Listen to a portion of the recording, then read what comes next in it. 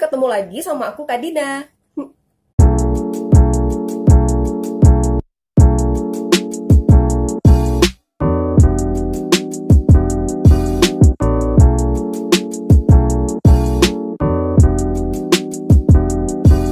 Terus tahu nggak, saya waktu beliau pensiun dikasih rumah. Gue nggak akan menurunkan harga diri gue untuk berharap dikasih materi sama orang. Oke? Makasih ya udah klik video ini, semoga kalian betah nonton sampai selesai. Jadi sebelumnya, di channel ini sebenarnya aku pengen bikin konten outdoor. Aku pengen nge-shoot tempat-tempat yang menarik di Jakarta menurut aku. Tapi karena situasi dan kondisi sangat tidak memungkinkan gara-gara corona, so ya aku mencoba untuk bikin konten on cam kayak gini. Padahal aku sebenarnya nggak suka nih ada di depan kamera kayak gini. Tapi ya udahlah ya, kalau nggak gini, channel ini nggak jalan-jalan ntar. So ya, jadi maklum aja ya kalau aku ngomongnya masih belepotan. Oke, sesuai dengan judulnya, di video kali ini aku mau cerita tentang alasan aku kenapa menjadi seorang cooking vlogger. Jadi buat teman-teman yang belum tahu, aku tuh punya channel pertama namanya Dapur Kak Dina. Dan kemarin aku baru aja dapetin ini. Seneng banget, alhamdulillah. Makasih banyak buat teman-teman yang udah bantu subscribe di channel Dapur Kak Dina ya. Oke, jadi ada 5 alasan kenapa aku menjadi seorang cooking vlogger. Alasan yang pertama yaitu work from home. Sebelumnya aku udah pernah ngerasain kerja kantoran kurang lebih selama 3 tahun. Sempat pindah-pindah beberapa kali. Pertama kali kerja itu di Bappenas, setelah itu pindah ke kementerian lain. Nah, setelah ngerasain kerja di 2 kementerian, ternyata aku nggak cocok kerja di pemerintahan. Akhirnya aku nyobain kerja di konsultan waktu itu. Dan memang ternyata mau di pemerintahan ataupun di swasta, aku memang nggak cocok jadi anak kantoran. Apaan tuh? Udah 3 kali loh hari ini ambulans lewat. Oke. Aku pengen kerja di rumah karena aku mikirnya jangka panjang. Aku kan pengen stay di Jabodetabek. Dan untuk stay aku nggak mungkin ngekos selama-lamanya. Aku kan anak rantau ya. Dan kebetulan aku nggak pengen balik ke daerah asal aku. Dan untuk settle down, aku harus nyari ke daerah pinggiran ya kan, karena harga rumah di pusat kota pastinya udah nggak masuk akal.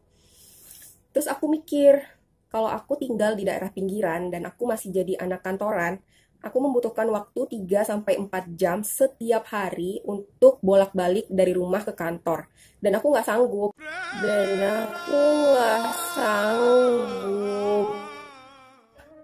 Makanya aku mencari pekerjaan apa yang bisa aku lakukan dari rumah. Dan YouTube adalah solusinya. Terus, alasan kedua adalah work alone. Setelah ngerasain kerja kantoran, yang mana kita harus berinteraksi sama orang lain. Ada atasan, ada teman satu tim, yang karakternya tuh beda-beda. Aku nggak suka digurui, aku nggak suka disuruh-suruh, dan yang paling penting, aku nggak bisa kerja bareng sama orang yang aku nggak suka. Sombong amat. Belum lagi, budaya kerja di masing-masing kantor tuh beda-beda. Ini contoh ya. Contohnya budaya kerja di kementerian yang pertama aku kerja sama kementerian yang kedua. Itu beda banget. Aku sampai kaget pas pindah ke kementerian yang kedua. Jadi di tempat yang pertama, ini budaya kerjanya tuh bisa dibilang lebih profesional. Jadi kayak antara atasan dan bawahan itu nggak otoriter. Bener nggak sih otoriter istilahnya? Jadi di kementerian yang kedua ini, itu tuh, otoriter banget misalnya. Jadi nih, contoh ya, waktu itu 6 bulan pertama aku kerja di sana. Jadi ada evaluasi internal karyawan. Di evaluasi itu, kritik yang dikasih ke aku adalah katanya aku kurang royal terhadap atasan. Aku bingung dong, kurang royal gimana ya? Apa aku lemburnya kurang rajin? Atau apa? Tapi ternyata yang dimaksud kurang royal terhadap atasan ini adalah aku tidak melayani atasan dengan baik. Melayani ini maksudnya bukan hal yang porno-porno gitu ya, karena atasan aku juga ibu-ibu.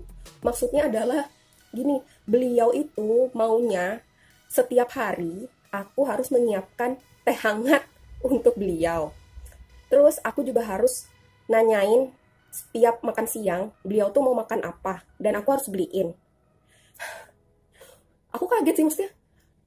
Emang nggak ada hal lain yang terkait pekerjaan yang bisa dikomentarin ke aku gitu? Itu kan bukan tugas aku ya untuk ngelayanin makan, minum, bikin teh anget. Beliau tuh bukan tugas aku, karena job deskku adalah di belakang meja ya aku ngurusin pencairan keuangan. Tugasku bukan melayani makan dan minum atasan. Ya kalau mau minta tolong hal yang kayak gitu kan bisa ke office boy yang tugasnya memang itu. Aku tuh nggak mau karena gimana ya? Itu kan bukan tugas gue. Kenapa gue harus ngelayanin itu? Bahkan ada atasan yang, jadi beliau ini di atas aku tapi di bawah si ibu. Nah, si bapak-bapak ini nih sampai ambil air putih pun nyuruh aku coba.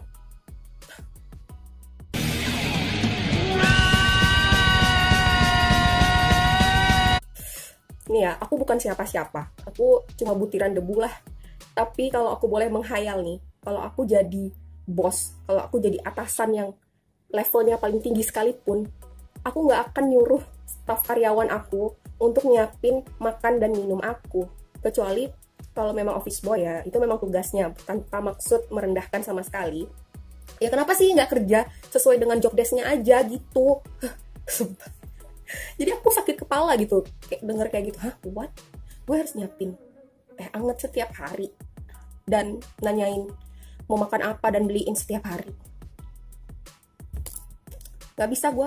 No, God, please, no, no, no. Terus di forum itu beliau ngomong gini dong. Beliau ngasih contoh.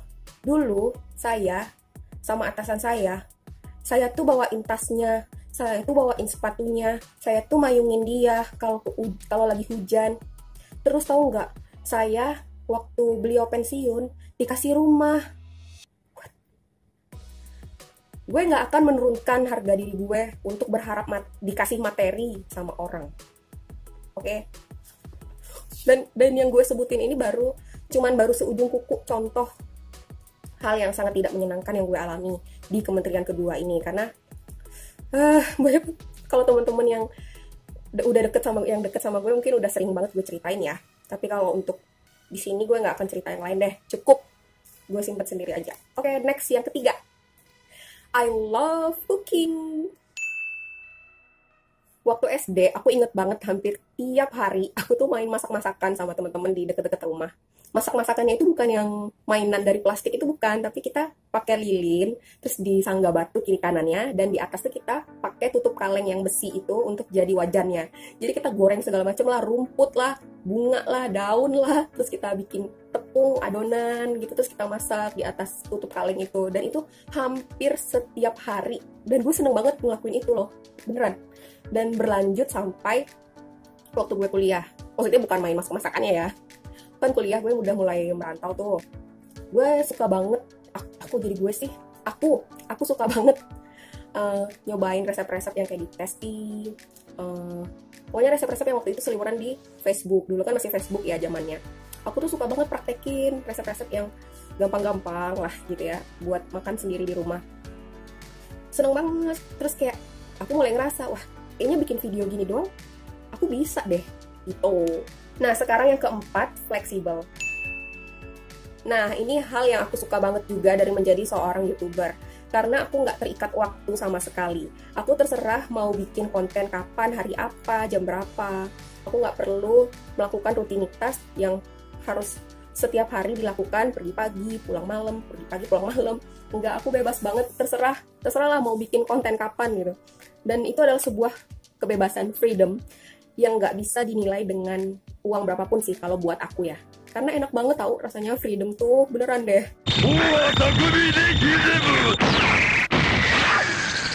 Sekarang alasan yang terakhir, alasan yang kelima, yaitu passive income.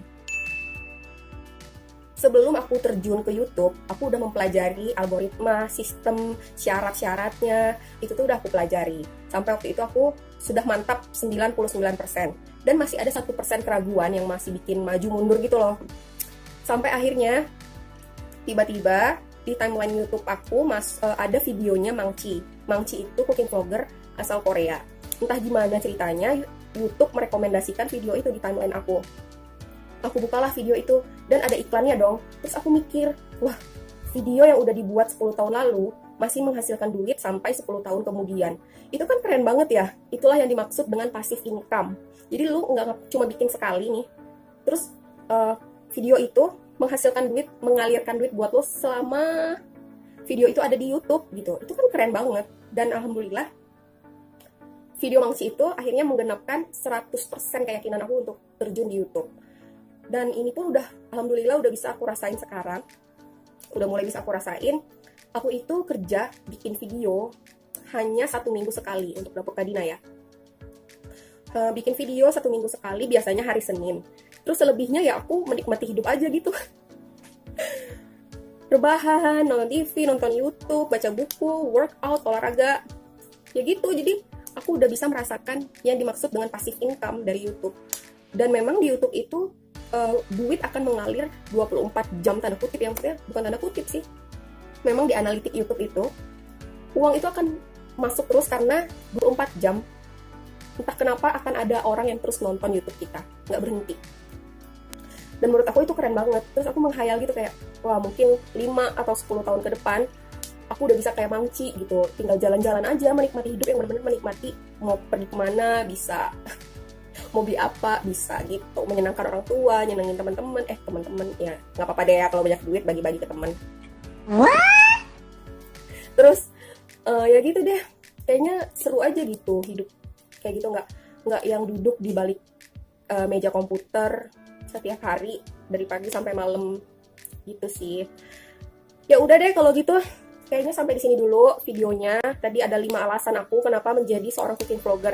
Yang pertama, work from home. Yang kedua, work alone. Yang ketiga, I love cooking. Yang keempat, waktunya fleksibel. Dan yang kelima adalah passive income. Ternyata capek juga ya ngomong depan kamera kayak gini. Kalau gitu ya udah deh, besok-besok ketemu lagi di video selanjutnya. Semoga aku nggak males bikinnya. Thanks for watching. Nggak apa-apa deh kalau banyak duit bagi-bagi ke teman. Nggak apa-apa deh kalau banyak duit bagi-bagi ke teman.